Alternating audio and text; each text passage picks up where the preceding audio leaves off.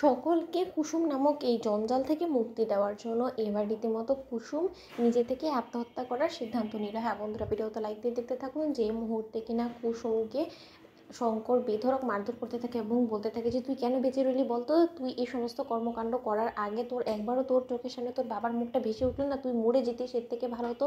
তো তুই মরে গেলে তো আমি শান্তি পেতাম, অন্তত তোর বাবা মুখ উজ্জ্বল করে বলতে পারতো যে না তার মেয়ে মারা গেছে। অন্তত এই সকল নোংরা কেচ্ছা কেলেঙ্কারি তো হতো না সকলের সামনে, এক বাড়ি ভর্তি আত্মীয় স্বজনদের সামনে তুই আমার মুখ পোড়ালি।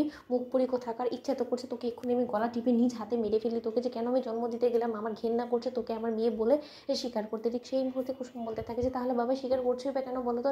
আমাকে স্বীকার করো না, আমাকে মেয়ে বলে কেউ পরিচয় দিও না। আমি একটা নোংরা প্রজাতির মেয়ে, দুশ্চরিত্র, কলঙ্কিত মেয়ে। এই কলঙ্কিত মেয়েকে কেনই বা তোমরা পরিচয় দিতে যাবে বলো তো? আমি তো খুব খারাপ, খুব খারাপ। আমি তো নিজেও খুব ভালো করে বলছি। আসলেই তো সত্যি তো আমার মরে যাওয়াটাই উচিত ছিল, কারণ আমি যদি মরে যেতাম তাহলে হয়তো আজকে এই দিনটা দেখতে হতো না এবং রাতুল সাহেবের সঙ্গে আমার বিয়েটাও ভাঙতো না, আমি লগ্নভ্রষ্টও হতাম না এবং ছোটো সাহেবও বাধ্য হয়ে আমার সিঁথিতে সিঁদুর পরাতো না। আচ্ছা বাবা বলো তো এবার এবার আমি কী করতে পারি? তুমি আমাকে মেরে ফেলো, তুমি আমাকে এক্ষুনি গলা টিপে মেরে ফেলো। তুমি যেটা বলেছো সেটাই বরঞ্চ করো, তাহলে তুমিও শান্তি পাবে আমিও শান্তি পাবো। পৃথিবী থেকে চলে গিয়ে অন্তত কেউ আমাকে নিয়ে আর সমালোচনা তো করবে না।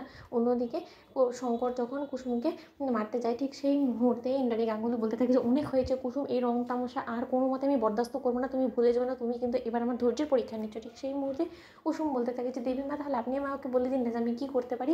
ঠিক সেই মুহূর্তে ইন্দ্রাণী গাঙ্গুলি যখন কুসুমকে বলতে থাকে যে তুমি এক কাজ করো, তুমি চিরকালের জন্য আমাদের জীবন থেকে দূর হয়ে যাও, এর একটা ব্যবস্থা করো কুসুম।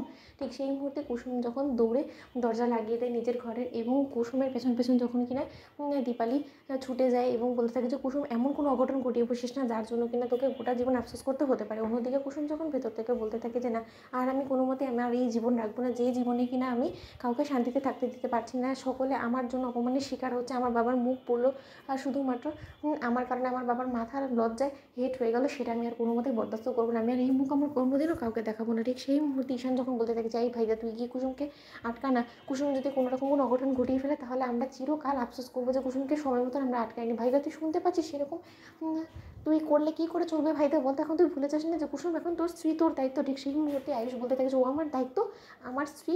আমি একটা সময় ওকে ভালো ভেবে না হয় গ্রহণ করেও নিতাম, কিন্তু ও যেভাবে আমার সঙ্গে বিশ্বাসঘাতকতা করেছে, আমার ইমোশনস নিয়ে খেলেছে, তার পরবর্তীতে ওর মুখ দর্শন আমি করতে চাই না ঈশান।